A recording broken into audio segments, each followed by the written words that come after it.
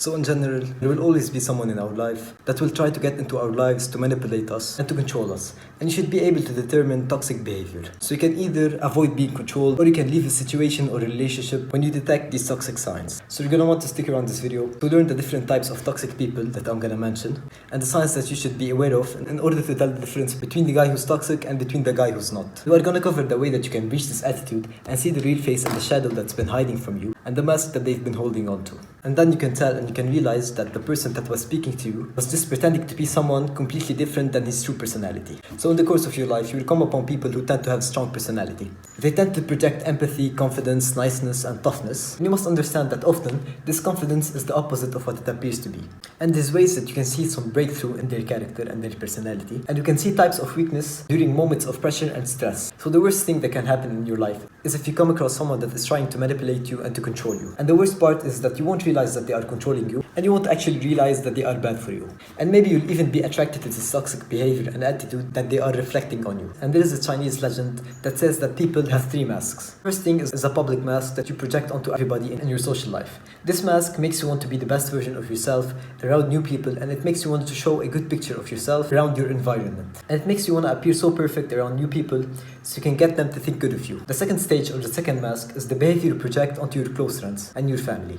And this stage can include some emotional situations like stress, anxiety, anger, or maybe fear. And you only show this to your close friends and to the people who are close to you. Perhaps it's your partner, it's your wife, or maybe one of your family members that you trust. Now the last and deepest stage is the secret self. And this is your true self that you don't show to anyone, not even your close friends or family. And this stage includes your deepest, darkest desires for power and control and jealousy over others. It contains dominance and authority over others that you crave so badly deep inside that you don't show it to anyone. You might not even be aware of these desires, but they are inside and deep within you in your subconscious mind. So the most important thing that you need to understand before we dive deeper into the different toxic types, how you can determine them, and even if you only pick up what I'm about to say, it will have a huge effect on your life and on the way you deal with people around you. So your task is to understand that people aren't what they seem or pretend to be. And there's plenty of different stages to their true personality that they don't show to you. And secondly, you must not be naive and mistake people's appearances for reality. Third, you should boost your observational skills by looking at the non-verbal cues of people and their body language, so you can decode their true feelings by reading and observing the way their body moves. And you must practice them as much as possible in every situation and essentially understand that words doesn't explain what the person is feeling, but their body speaks more than their words. So you must pay attention to their body, their tone, their posture, and pay attention to their walking style perhaps. So just observe these cues that you don't normally look at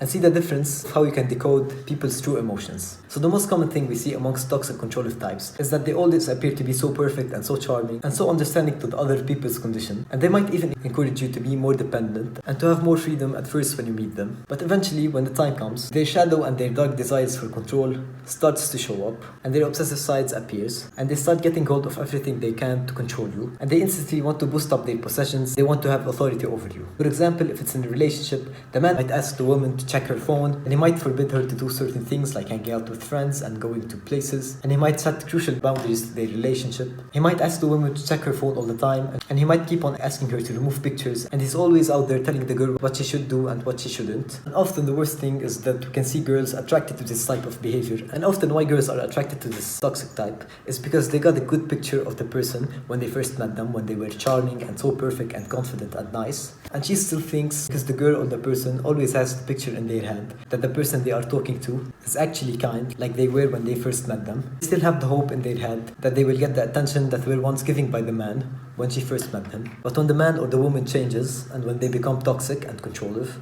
the other partner would still be attached to and they won't be able to move on easily. And of course, when the man or the woman sets boundaries in a relationship, sometimes it is essential to point out specific matters that needs to be fixed and changed. And you should point out specific things that you like your partner or girlfriend or whatever to do.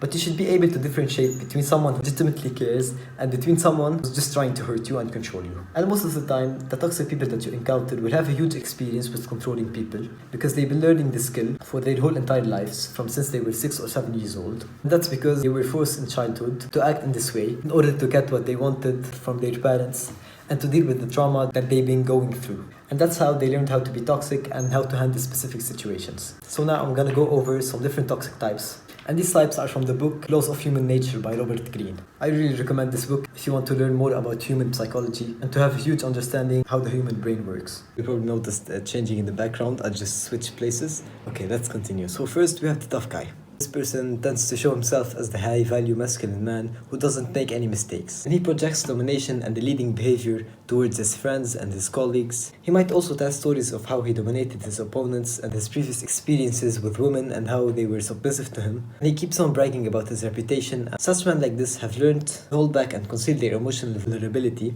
and they have learned to hide their sensitive sides. And they may show this shadow of weakness in times of anger and stress and pressure. They are the types of people that will make bad decisions under conditions of stress, under the impact of their emotions, that they tried to suppress and hide, but eventually they failed. If you want to test this on someone to see if they are this kind of toxic type, the way to do it is you should try and project any insecurities that they might have or you think that they might have, and just see how they respond and how they react. If they respond with sportsmanship and they are okay with it and they take it as a joke, and if they seem like they don't care, then they aren't faking this attitude and they aren't pretending to be someone they're not. But if they respond with anger or hate or cruelty, then you've triggered something in their emotional side. You've triggered their insecurities and their emotions, and you've made a breakthrough in their shadow that they were trying to hide. The second type is infection. So in the book 48 Laws of Power by Robert Greene, he mentions the toxic type infection. And by that, he means the toxic type that are constantly surrounded by drama in their life, and they constantly find ways to make their lives a living hell. You might recognize someone like this who always brags about his problems and how hard his life is, but somehow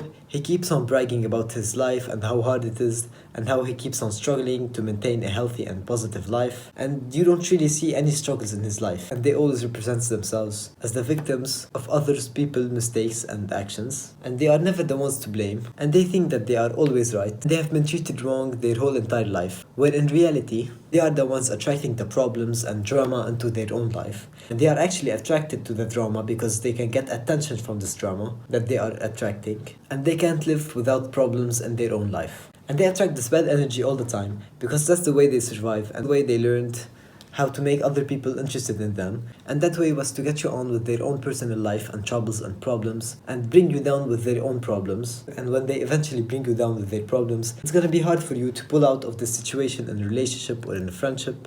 You're gonna feel the need to help them, and guilt will start eating you out if you don't. And you should try as much as you can to spot this kind of behavior early on when meeting someone. You can avoid getting involved in their problems and in their drama.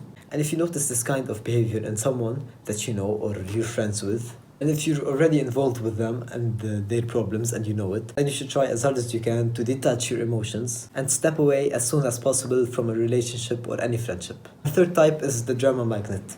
Now this type is really similar to the ones before, infection. And I'm actually familiar with this type. This type will often look so fun to be around, and they will draw you and they will attract you with their positive energy because they are usually fun to be around and they have a lot of stories to tell you, and they are gonna make you feel special while telling you these stories, and they are gonna make you feel loved when they tell you stories that they say they don't tell anyone. They are gonna start letting you in their private life and they tell you some secrets about them, but really they aren't secrets because every single person knows them. And they usually have a pleasant appearance and they have always plenty of stories to tell you. And often, these types of people will also pretend to be the victim of outside circumstances, like maybe ex-boyfriends, or they will put the blame on trauma or stress or even family. And usually, they are good at storytelling and they usually have a good way into thinking that they were right and convincing you into believing everything that they want by flipping the story into the opposite side, to what fits and suits them. Because often the story that they are telling you is gonna be a really messed up story, and they are gonna be the ones responsible for the problem that comes from the story. So when you hear the story from someone else and when they tell you how bad the person is, you're gonna already be brainwashed by that person, and you're gonna start defending them around people. Because often this type were mistreated by their parents, and they found out that the only way to get attention was by harming themselves and attracting drama, and by getting people along their problems so they can get attention. And they found out that the only way to get attention and love is by creating problems and getting people involved with their problems and their personal life.